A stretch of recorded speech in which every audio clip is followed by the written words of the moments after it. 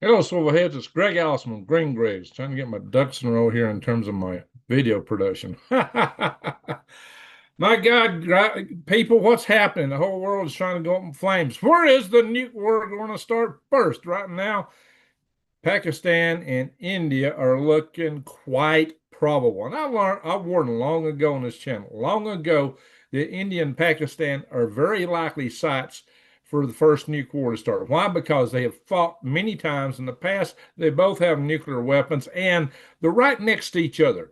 They don't have the time, like, if the United States or Russia fired, at least in the past, that's been true, that if the United States and Russia were to fire at each other, you had some time to determine, are those really ICBMs come over the poles? Of course, now that we've got all these hypersonic missiles, our time to guess and understand is shorter too. But they're on a hair, just a hair trigger over there.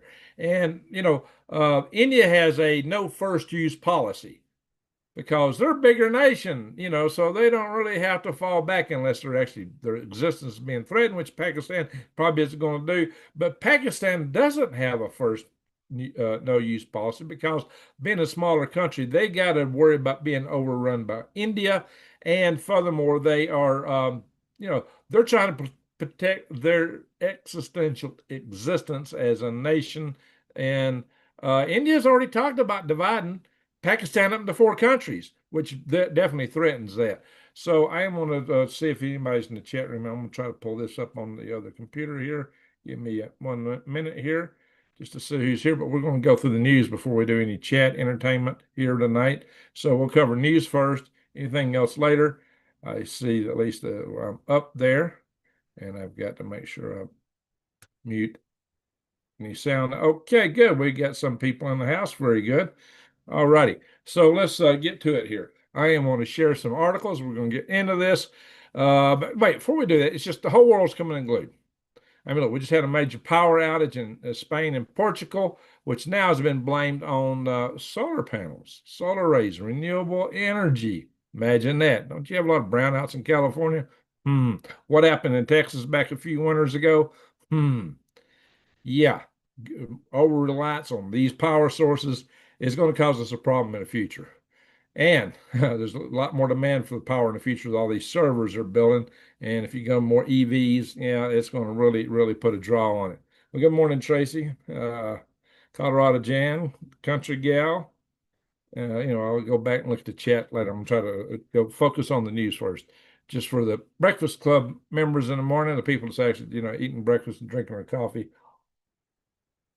getting ready for work. I'm on basically Pacific time here, but I got to get up early, so I can't push this too far. But think about this. We got so many other things going on in the world. We got so much happening uh, between, China just basically went in and tried to grab a island from the Philippines. Philippines have tried to counter that. We've got missiles that we're putting out there in the Philippines now that can reach China. We're getting ready for war. We're getting ready for war with China. Love it, like it, or love it. Europe's getting ready for war with Russia. It's going crazy. And Israel has said they will strike Iran no matter what deal we make. They're going to strike Iran. Interesting. Yeah, we are on the edge, the precipice of all breaking loose any moment. Guys, if you don't have your preps together, I don't know what to think. So let's go share some articles. Get your preps together, get everything together as soon as possible. You can always go to prepwithgreg.com. There's some long-term food storage there, and I'll show you some other stuff here in a minute.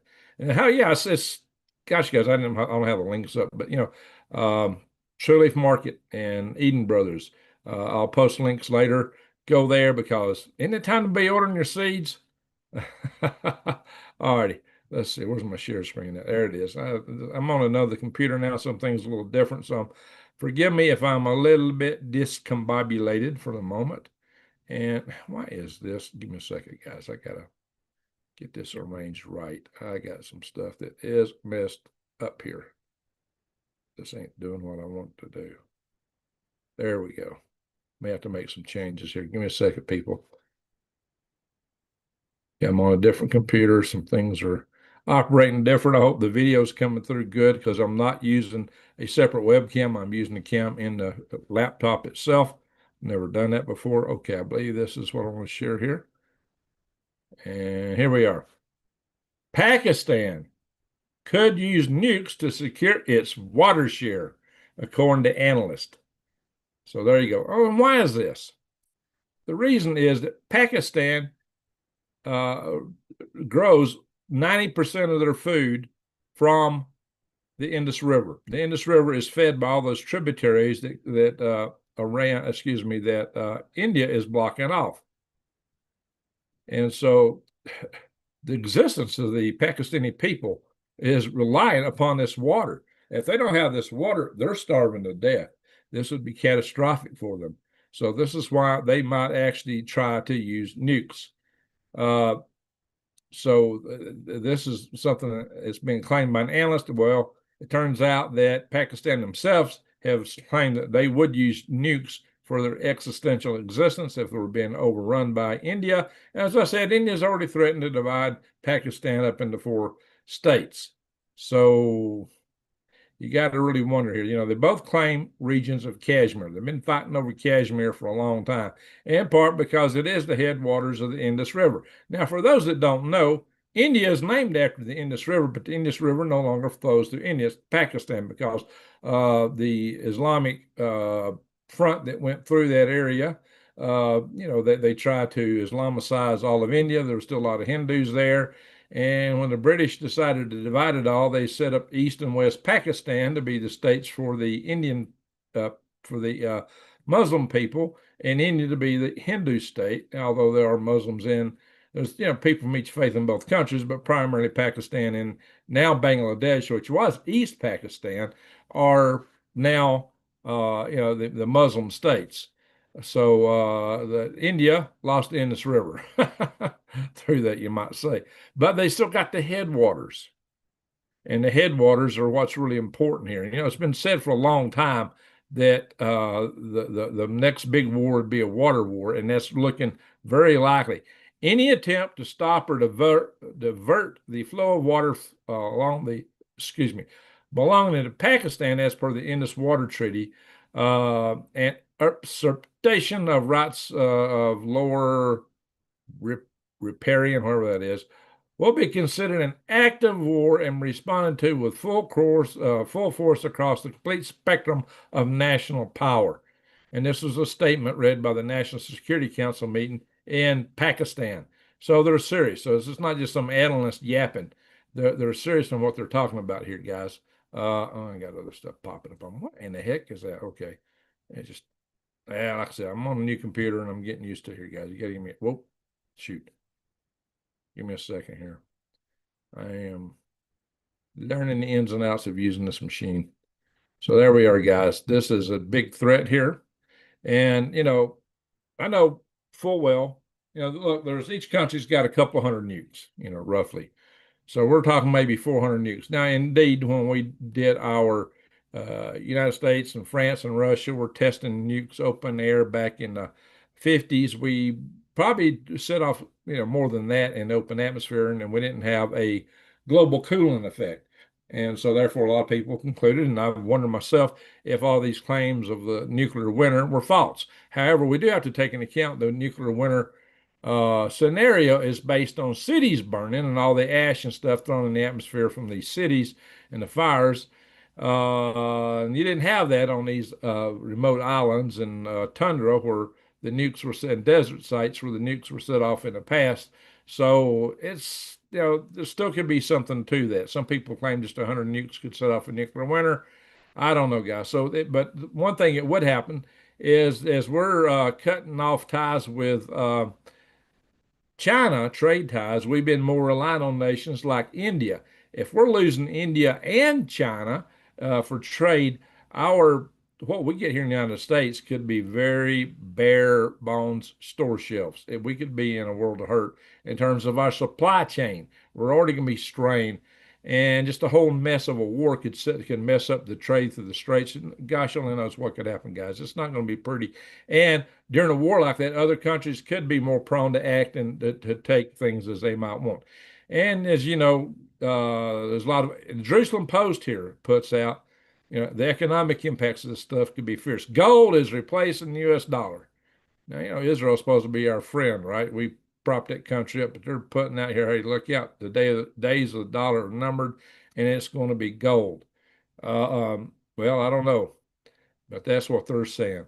If you come in here to Cryptopolitan, it says China to dump U.S. Treasury holdings for Bitcoin and gold. Well, if the power grid goes down, I wouldn't put a lot of faith in Bitcoin. Power grid don't go down, I don't know. Bitcoin seesaws a lot, but the overall trend line has been upward. But gold has been a definite performer. So, if I were you, I would consider, if you need somewhere to store some value, to think about gold.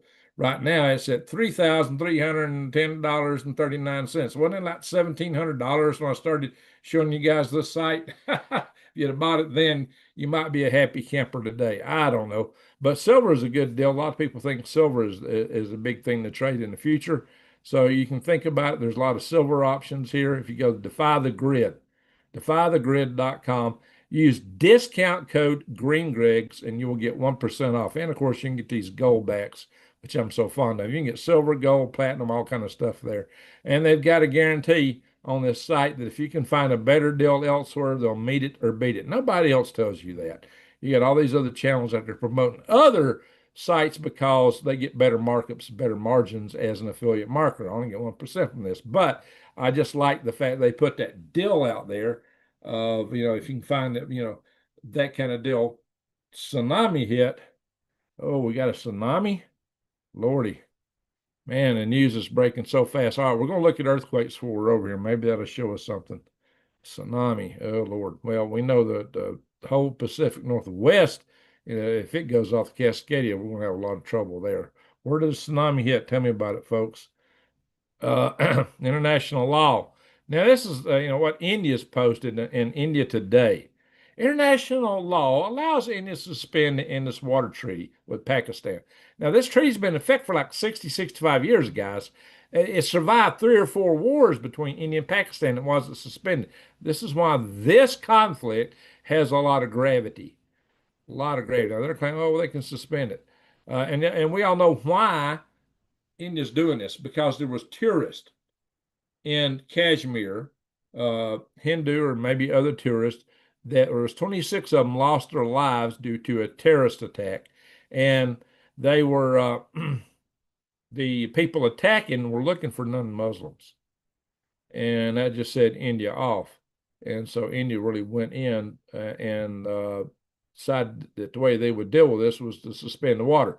But now, you can only hold back water so long. If you can't divert it somewhere else, if it builds up too much, you're going to have to release it. Well, they actually released one of the dams and flooded downriver, destroyed homes. People may have lost their lives due to the flood. So both withholding water and releasing floods can be considered an act of war. And there's also, and that's like a tsunami, your worms are growing good. Hey, tsunami bit. That's who we're talking to. Okay, I thought you said a tsunami hit. We're talking about tsunami bit. Good to see you, tsunami bit. All right, so glad to hear your worms are doing good. As y'all know, I've sold worms for years, and a lot of my customers are in here on the channel, so I appreciate that. That's a great name, Sweet Polly Butter Purebred. There you go. All right, so off-grid survival by, we got too many other things popping in here. And here we are. I've got to move some stuff around. We're going to knock stuff off here. There we go. Now, got too many ads popping up. I had ad blocker around for a while, but now ad blocker bugs the crap out of me since I deleted it. What makes this war standoff more dangerous than the ones in the past? Again, 65-year treaty. Never it survived. It says 3 wars: 1965, 1971, and 1999. And but despite the fact that that treaty survived 3 wars, it's been suspended now. And this is really a threat, a huge threat to the people of Pakistan. But then again, people in India lost their lives, but there are more people in Pakistan can meet their demise over this lack of water. This is very, very serious for Pakistan. 3 reasons India belligerent should not be discounted as empty threats. Now, this is Free of the Times. I think this is a liberal, very liberal rag here. And let's see, what are they saying? The British should not be considered empty threat. They're talking about how India bought $20 billion worth of weapons from the United States and France and Israel. They got more from them. Uh, Something to bear in mind is that traditionally Pakistan was our ally in the region, and India was not, because India was allied with Russia, the Soviet Union, back in the old days. Even though India was a democracy per se, allegedly the biggest in the world, they allied themselves with Russia for various and sundry reasons, and Russia supported them a lot. But until the Ukraine war, and then they've kind of backed off from being aligned with Russia, and other developments kind of put Pakistan in line with China, and China and India have been long-term enemies. And some people are even speculating that this whole thing with Pakistan was instigated by China. And if that's the case, maybe China's wanting this as a diversion to make their own moves in the Philippine Sea and South China Sea, whatever you want to call it. I think we're now calling it the Philippine Sea too, and also on Taiwan. Now they may have missed or may be missing their mark for a direct land invasion on Taiwan until maybe October, but they may use the ensuing months to blockade them, to chuck them off with missiles. And I don't know, those new landing vessels they got might make a difference. They may not have to have such good sea states, but I think they still do. So uh, there's also talking about this the theatrics. I don't know. The reasons here are kind of weak, but they're also trying to blame it on Trump because it's saying Trump's disinterested. Well, I don't think that's the case. I think that it's the case that we've had alliances with both countries for different things over previous years, and maybe that's got more to do with it.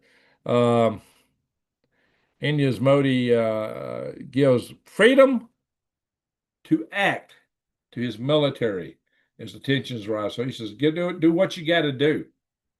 You see, guys, this is where we're heading. This war could really, a lot of people are saying it doesn't look like there's any backing down. This war is going to happen this time. And both sides are moving a lot of stuff up to the border there. I got too many pop-ups here today. and this was published today, like it says 30th of April. We got to realize it's the 30th of April, many hours ago in Pakistan. So, and I saw an earlier report that claimed that they thought it might be 24 to 36 hours, but the Pakistanis believe that India is going to strike. That India will do the first strike. Although there has been heavy fire trading across the border, quite heavy, and I believe a missile hit one of the Indian outposts. So they probably lost lives. I don't have a count of that yet, but this is the area we're in. It's a beautiful area. It's a shame that such mayhem and bloodshed has to be followed over an area of such beauty. Is it not? Is that not a shame? Anyway, guys, this is about the Polygram, however you said, attacked 786 Pakistanis leave India. 1,376 Indians are back from Pakistan. So people are fleeing each country to get back to their home country. Just a lot of stuff going on over there, guys. So let's go to another article here. But change topic here. Ukrainians have come out and said that they will not accept any formal surrender of Crimea. We got to have Crimea. We're not going to give up an inch of any territory. Crimea voted. Crimea has been Russian possession since 2014. Nikita Khrushchev or Stalin, which one was? I believe Stalin actually gave Crimea to Ukraine when they were in the Soviet Union, just as kind of an administrative offer. The Russians have kept their main warm-watered military base on that side of the world, not non-Pacific on the Atlantic side, you might say. Well, it's not actually Atlantic, through the Black Sea and the Mediterranean. But Sevastopol has been their main military base, naval base on that side for a long time, although they're very constrained for operations of it. But the people in Crimea are Russian, 90, and they voted 97% to stay in Russia. So it was, they had that base there. It's been Russian all along. So for Ukraine to be risking the whole world in a nuclear war over territories like that in the Donbass that don't want to be part of Ukraine to try to take them strikes me as being not only greedy, but, guys, Ukraine's not winning this war. And they show no sign of being able to push back the Russians. It's been going on for 3 years. They've lost 1 million of their people, allegedly. And how are they supposed to take that back? I don't see it happening without NATO getting involved. And then you risk a real world war, nuclear war. Although there's those in Europe that want to do that. And I'm claiming that's why the United States just needs to get out of Europe, get out of NATO. I don't see any great advantage for us there. So you tell me what you think. Maybe you see it otherwise, but why do we want to risk our existence over a small area of land that the inhabitants of don't even want to be part of their system? Why are we risking that? Why are we risking everything we got over there? Oops, I just opened the wrong thing there. Why do we want to risk that? I have a hard time seeing that, my friends. You tell me, should the United States risk ourselves for Eastern Ukraine, for the Donbass area, for Crimea? If you think so, put a 1 in the chat room. If you think no, put a 2 in the chat room. Tell me what y'all think. And you say so in the comments also after the video. Oh, yeah, and then we got North and South Korea on the verge of popping off. Guys, we got war. And North Korea could take advantage of this war to make their move. I mean, if North Korea and China and North Korea and Pakistan and India are all popping off, China will do whatever they want to do probably, and we're going to have our hands full with Iran. So we're just not set up for this, guys. So we're going to be in some serious kimchi. Russia rejects Zelensky's ceasefire proposal. Impossible, he says. Well, that's what you'd expect. Why did Russia go into Ukraine? It's because Ukraine was on the verge of joining NATO. Not to mention the fact that there was some action there that overthrew a certain president. I got to be careful. What in the world's going on here? Cookie consent. That wasn't on here when I opened this up. Russia builds up military bases along Finland borders. Well, the one thing about Finland being in NATO, if you're looking at it from the NATO perspective, is it causes them to have to stretch out their military more. They got more border to defend now than ever. See, their whole strategy before was to reduce the amount of border they had to defend. This doubled it. And you might remember the late, great Prigozhin, maybe not so great, but the Prigozhin, who was the head of the Wagner Group, founder and head of the Wagner Group, who met an untimely demise in an aircraft, kind of like a lot of people meet untimely demises in Russia by taking flying lessons out of a window, right? High-story window. Well, he was very critical of Putin about this. And it's one of the reasons he kind of staged his counter strike, his little protest invasion up into Russia. He didn't go all the way into Moscow. He stopped short of Moscow. It's probably cost him his life. So, and he probably wasn't going to last long after that anyway. But he says, look, what did Putin accomplish? You got NATO's border doubled and this and that and the other, and he was really critical of it all. So, and that's really, there's a lot of truth in that because Russia's now got to defend all this area up here, and they really can't defend that whole border. That border is so long that if NATO forces wanted to take advantage of that to strike, see, Russia's got its other main naval base is just east of there on the Arctic Ocean, basically, Barents Sea, Arctic Ocean area. So, what's the name of that base? I know that. It's not coming to me right now. I should have had a map open. Could have showed you that if I had a map open. Maybe they got it in here. I'll find a map in here. Well, this don't really show up, but their main naval base is up here on this side. They got big air base, naval bases, and they got like one road and one railroad that leads to it, long roads, and they pass by that thin border the whole way. It's not really defensible. They could be cut off easily there. So that's one thing that Russia's worried about, and that's why they're putting forces up there. I still don't think they can defend that if there's order. The Finns are fierce fighters, so they're going to be in trouble on that regard. But then again, Finland is likely to get attacked by Russia for that reason. But who's in Russia really going to try to hit next if they move out?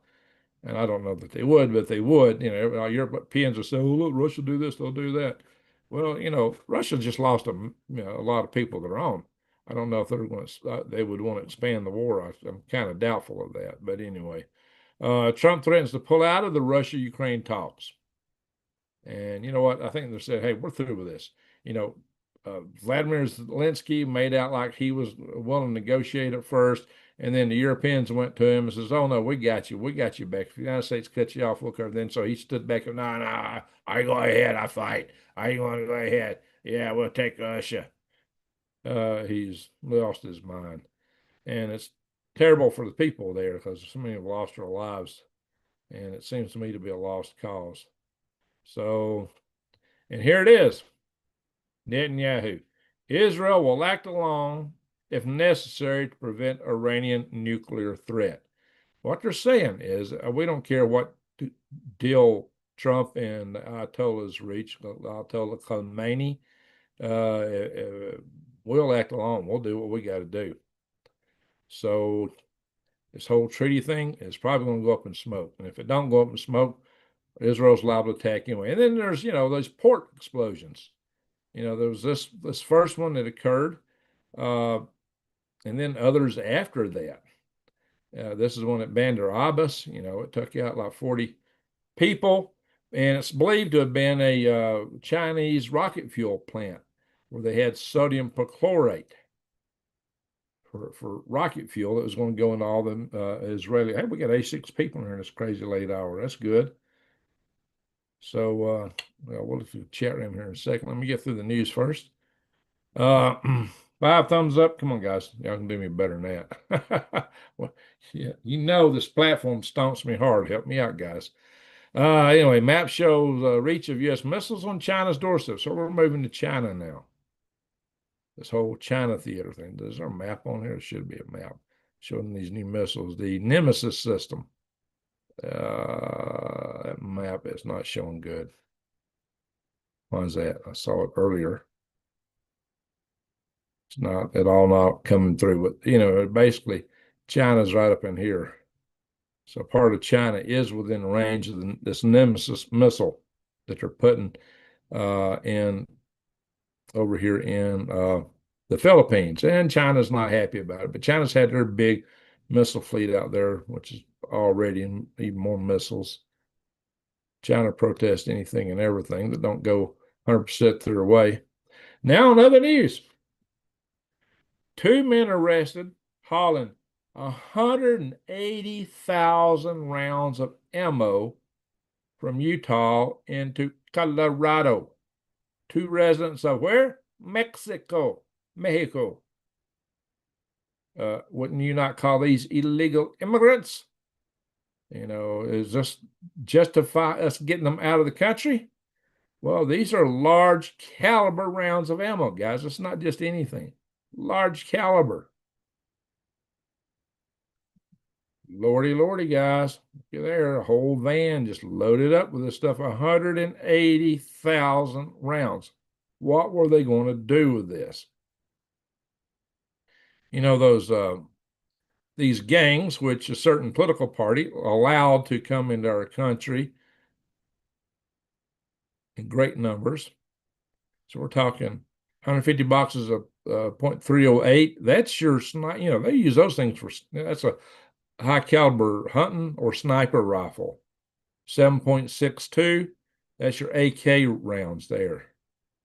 AK as an AK, the number 48 minus 1. I got to be careful what I say on here.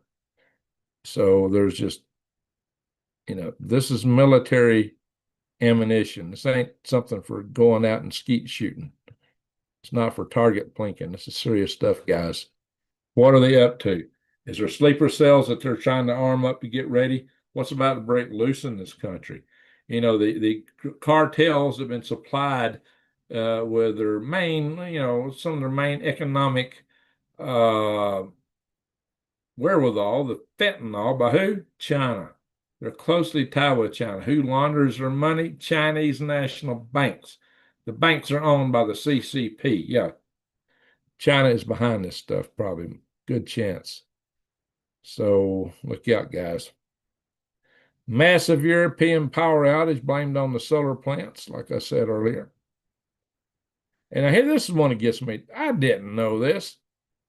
Air Force rethinks having trainees carry real rifles and real guns. Ooh, we're going to let them carry real rifles? Oh, no. And basic training soldiers carrying real rifles? No, we can't have that. Are you kidding me? That blew my mind to discover that no, they haven't been doing this. They've had fake rifles. Oh, my God. We come to the country. You give a troop a fake rifle to train with. What, you afraid to give him a gun? What's he doing in the darn military? What kind of military we got? Oh my gosh. Jeez. And back in my day, we had the real thing. In basic training, when we shot them and we crawled under live fire and did all kind of stuff. Yeah. Nuts, guys. It's nuts. All righty. So let me do an update. Let me do an update here. You're saying we got 15. I'll do an update, see if I can get a few more counts. We got 90 in the room. Should have more than that. Oh, okay, 39 thumbs up. That's getting better. But still, half of you hadn't gave me a thumbs up. Come on, guys, help me out. Plants and vegetables can breathe in microplastics through their leaves. That's the scary part. We burn plastic. The microplastics are in the air. Now they're in rain, they're in clouds. And this stuff is hormone gender bending chemicals. This is nasty stuff. They've shown that having microplastics is now a big cause for strokes and heart attacks, blood clots. And I've had a blood clot. So, guys, this is serious. Now, I thought, how they do this? The microplastics won't let bacteria and stuff through the roots. How are they getting in the food? That's what I was wondering. Now we know. It's coming in through the pores that they breathe with, in the air. Yeah. We got to do something about these plastics. We got to get off of them, guys. The libs are only worried about plant food, carbon dioxide in the air. But this stuff that's gender bending, they must love that stuff. That's just down their alley. I don't know. All right, here's earthquakes. Do an update on it.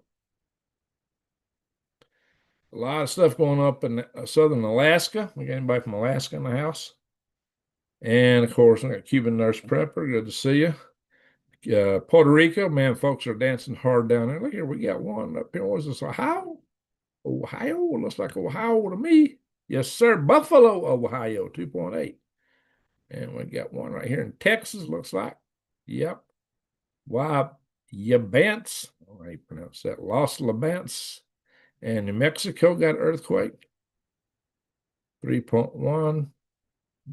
Vicuda. I don't know how you pronounce that. Probably G probably sounds like H. Vihuda. I have no idea.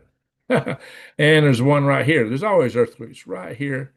The Sandafuca fault comes in. Wanda Fuca fault at that very point. Earthquakes are all the time. 2.7. San Francisco looks like no. Yountville. And we got something down here in Dana Point, California. And we got one over here. I won't click. Ridgecrest, California. That's kind of close to we back off a little bit. So we've had some pretty good size ones out here in the islands where you get a lot of them right here. They say all this is a sunken continent right here. It should be a continent. Tonga, a lot of earthquakes around the Tonga region, and we had that big undersea volcano blow up there. just a couple of years back, 6.2. Bluff, New Zealand. All right, now if I can click this outer circle without scrolling in.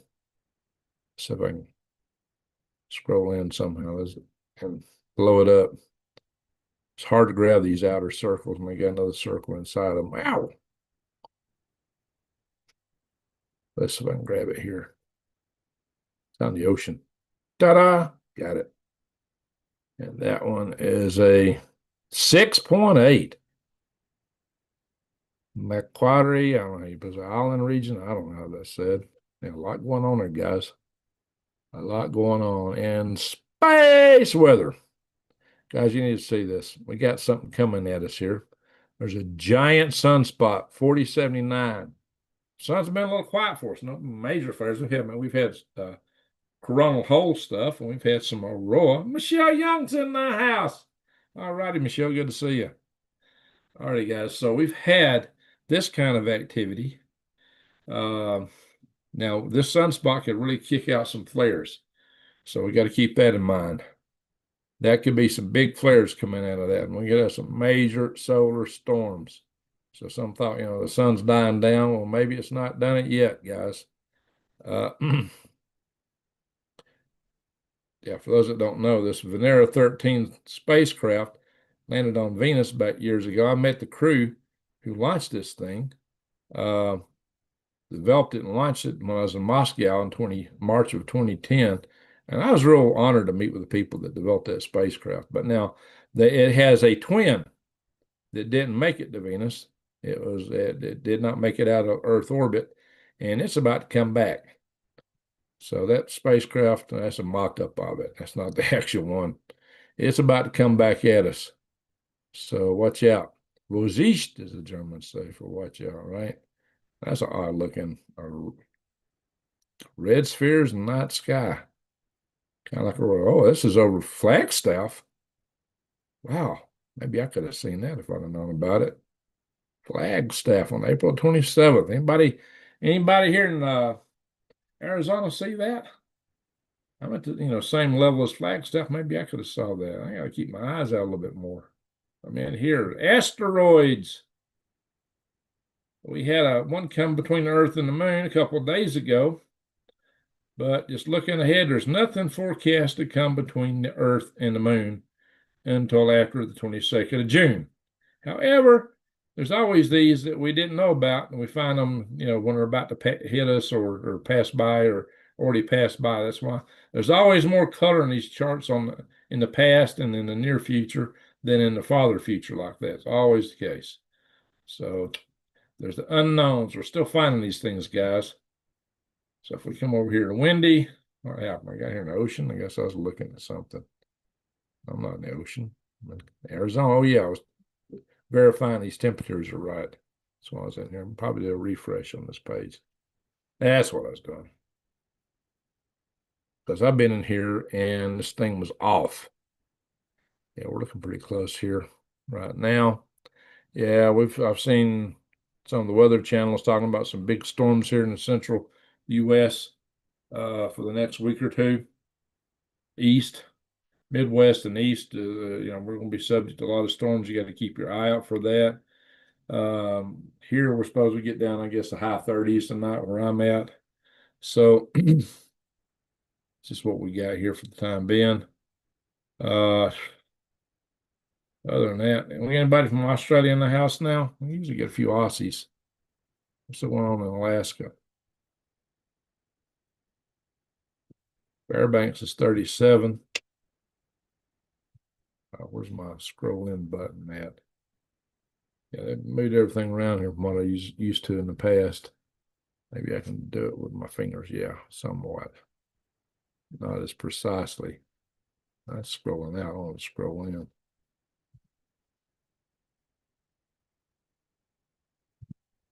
Wasilla 39.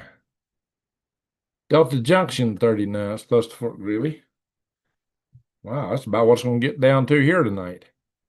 Ain't too bad. Haynes Junction in Yukon 23. We got anybody from the next U.S. state of Alberta in the house? Oh, Lord, the libs won in Canada, folks. Alberta is likely to succeed. Well, geez, some of Alberta's kind of warm. 46 down here in the high prairie. Now, some of it's in the 30s, but I saw 46. All right. Calgary's 39. Let's see what it is down here in Snowflake, Arizona right now. Yeah, so we got some lower 30s in Idaho, Nevada, Utah. You should always look at Utah when Granny Atlanta was with us. I want to get that thing off here. Holbrook is 43 right now, according to this. And where is my zoom in button so I can use that instead of, I think maybe this is it. Let's see. There we go. Snowflake is 39. I see this areas up in Alberta that's warmer than I am. 39 in Snowflake. How about that, guys? Hey, Michelle, thanks for sharing my True Leaf Market links and other links because, guys, we know full well that it's planting season. And considering the price of food, the way it's going to be going up, you really need to be planting.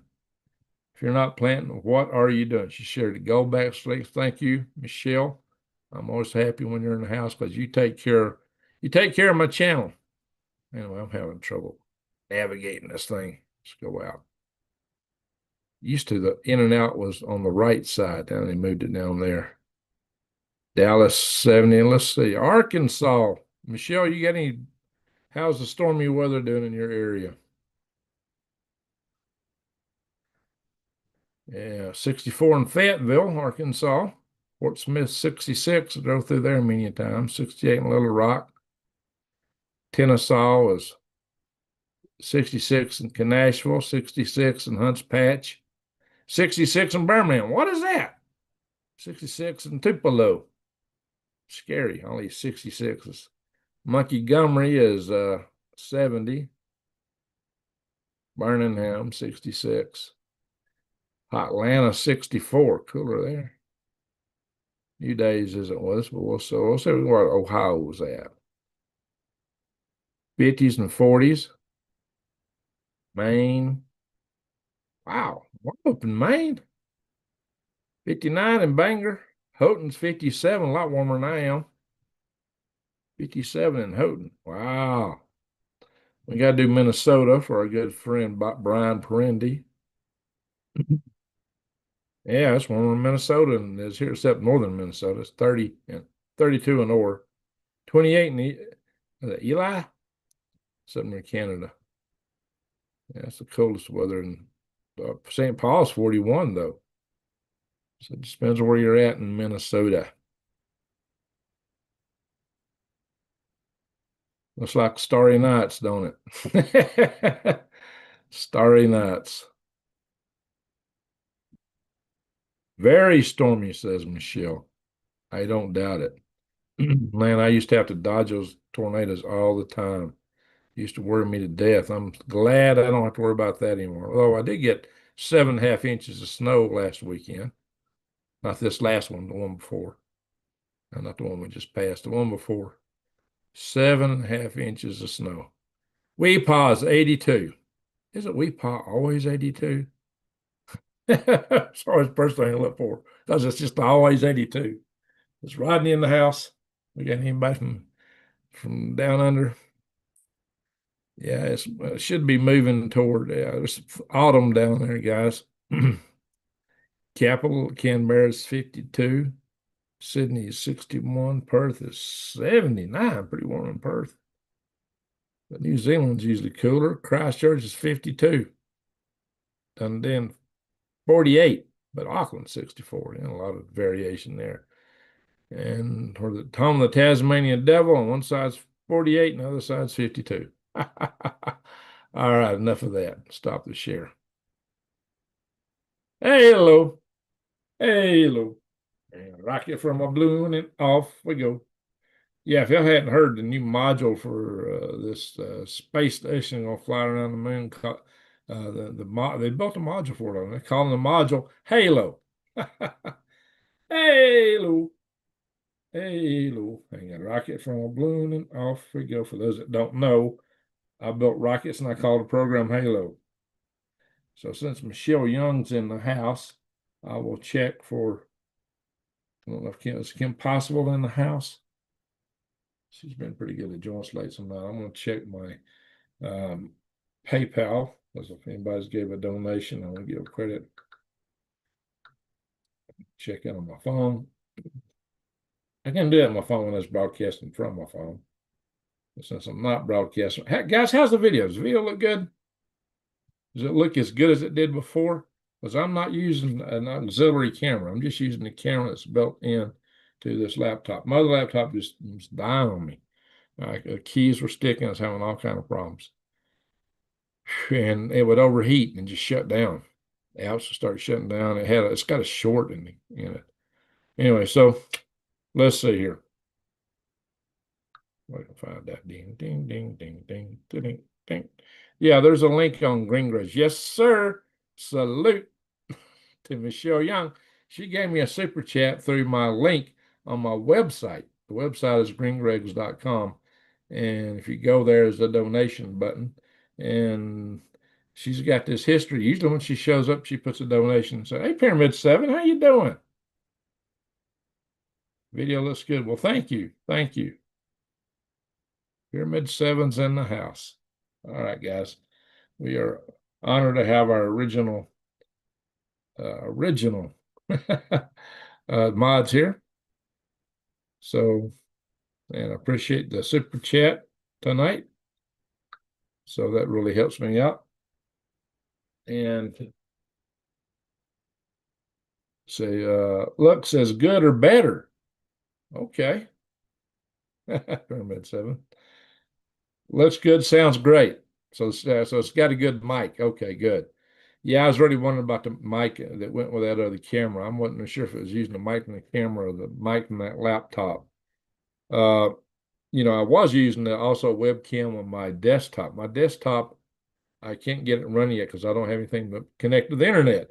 My internet is running off of the Starlink I got over here. I got Starlink around, but it doesn't have a cable adapter. It's all Wi-Fi, 100%. So anyway, well, Michelle, thank you for sharing the directions how to get there. Matt says plus England got more cloudy days. Oh yeah, England's such a cloudy place. Why are they talking about blocking out sunlight in England? That's going to really mess up all the gardeners and farmers up there. I mean, that's just ridiculous. Absolutely ridiculous that England's talking about stuff like that. Anyway, all right, guys, I got to get up real early. And I got a few things to do before I go to bed. And I can go outside and turn off my generator before it runs out of gas, which it might do in a little bit if I don't hurry up and get with it. So I could just go poof and disappear like that. I'm still running on generator power. I've got all the components for solar. We're putting up the panels. We got some steel rods outside. We haven't put panels on. We're building the structure to put them on. I probably got to get a few nuts and screws though, nuts, screws, bolts to put it together, to put the panels actually on the frames. Yeah, I know I do. I got to get a bunch of those, probably about 100. Fazioli, how you doing? It's real early, yeah. I always want to put an R in there and call you Frazioli instead of Fazioli. It's because I had a good friend for years I met in Alaska named Grazioli. Her name just reminds me of his quite a bit. Landwork Garden of Soul. I got my garden planted a month ahead of schedule in Scranton, Pennsylvania. Yeah, they tell us not to plant here until the 17th of May, and I'm still trying to get my tractor running. I got to order a fuel pump for it. So that's something I got to get on to tomorrow. I've had my hands full of various things I'm trying to catch up. Anywho, let's kind of go through the chat real fast here. Just kind of scroll through it, see what's going on with folks. Tsunami bit, my worms are growing good. I saw that earlier. It's like 1999 again. There you go, India, Pakistan. Yeah, no kidding. That I did video on that a long time ago. Talked about the threat of that area, and I said a long time ago that's likely to be our first nuclear war. And they're not disappointing us, are they? It's almost like, hey, all these other guys about to go to war. We can't have them beating us to the draw. I don't know. It's just crazy. It's just crazy. Guys, this whole mess is crazy. Marsh rabbits. That's a good name. That's a lot of freedom. What is that? Civil defense, prep and working third shift, waiting for EMP, grid down an asteroid or whatever. We'll just get ready for whatever it is. Look at this big down we just had in Europe. Of course, it wasn't one that fried the big long range transformers. That's a good thing. So that's why they're not in permanent bad shape. So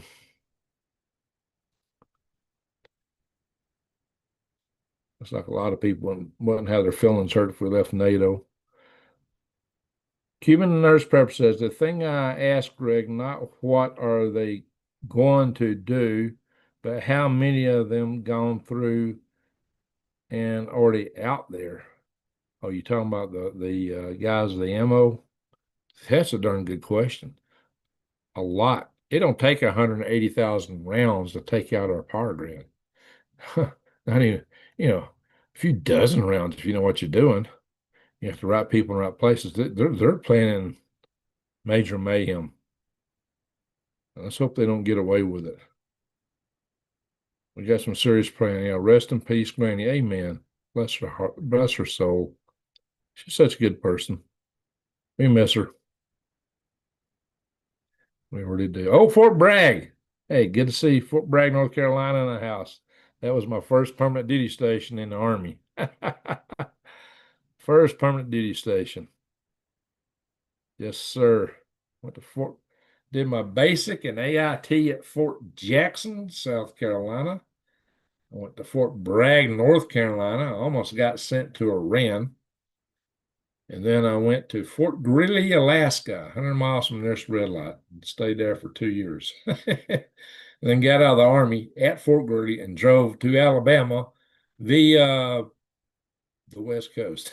Went down to Vancouver, went down through California, got to the Mojave Desert, turned left, drove all the way. I saw a big crack in the ground. I turned right.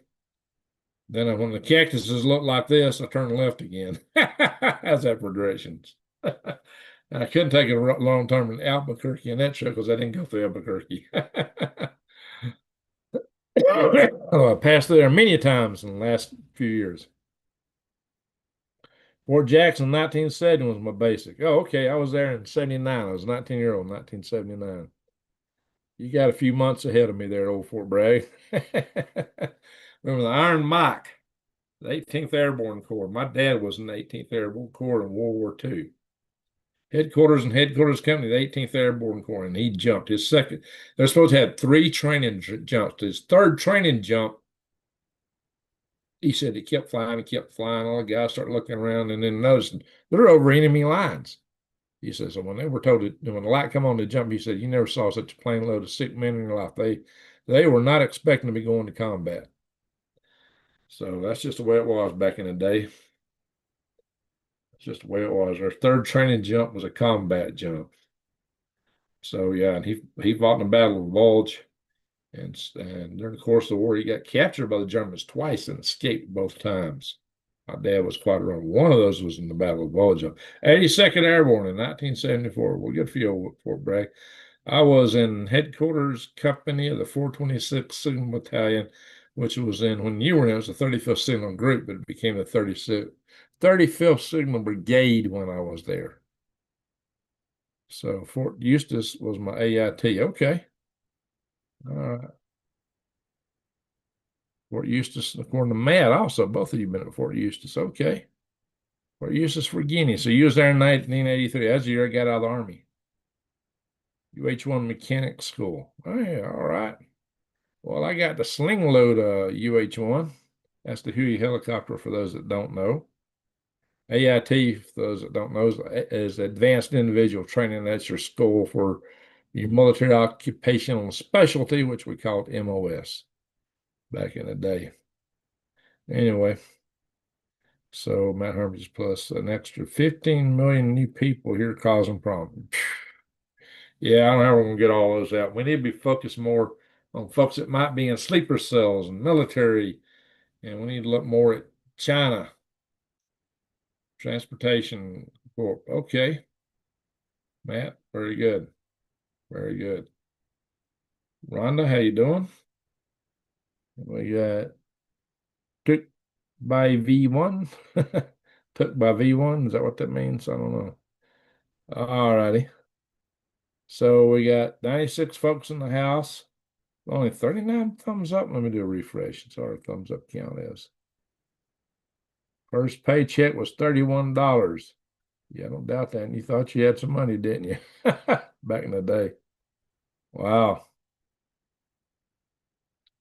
All right, we only got 65 thumbs up, guys. We got 96 in the house. Guys, the platform stumps on me pretty hard. So if you can give me a thumbs up, it'll help us out. Also, comment in the comments below. Share my videos.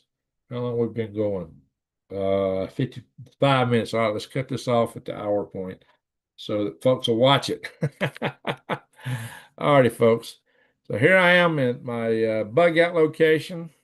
I'm taking bugging out really serious. Although I'm actually looking at developing a business plan that might have me traveling back east a lot. I've had a major revelation for something that's breakthrough revolutionary in the world of space propulsion. Hey, we got a super chat in the room. Rhonda, salute to you. Thank you. 2 super chats tonight. Awesome. Thank you, Rhonda. Really appreciate that. Green Greg and all. I'm not sure how you pronounce that name, Strnand, but Tiny Home. Pakistanis are shooting their pants right now. Doing presser at 2 a.m. You know what? It's right now 2:23 a.m. my time here. So I guess it's 4:23 in Central and 5 in the morning on the East Coast. Yes, sir. Thank you so much, Rhonda. And Colorado Jan's been sending me checks. Thank you, Colorado Jan. I had meant to get cash those a couple days ago. I didn't get my round to it, so I hope I can get it done this week. Bug out if you can. I cannot. Yeah, if you can bug out, you need to do it. But otherwise, you need to just make sure you're stocked up with supplies. I mean, guys, you should stock up with supplies just because everything might go bare anyway. Just our whole transport, our supply chain's at risk, with all the trade stuff. But in the end, we're going to come out way ahead. In the end, we'll come out way ahead. PRAV Lamb. This was yesterday, Greg. Well, yeah, but they've been shooting at each other. They've been shooting at each other. And like I said, there was a missile shot that hit an Indian outpost. So, guys, the whole world's on the verge of going up in flames. I mean, it's just looking nuts. Looking nuts. 3 minutes, Greg. Yeah, we need to go. So I'm hit the 3 minute mark before we hit an hour, right? So with that, I'm gonna say thank you, super chatters. Thank you, mods. Thank you, everyone, for watching. From the bottom of my heart, we're family. Stay together.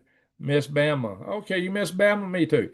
Keep your eyes wide open and head on a swivel like you never have, guys, because right now you may really need it. With that, I'm going to say to one and all, have a good day, good night, wherever you are, and ho, ho, ho, ho. Greg out.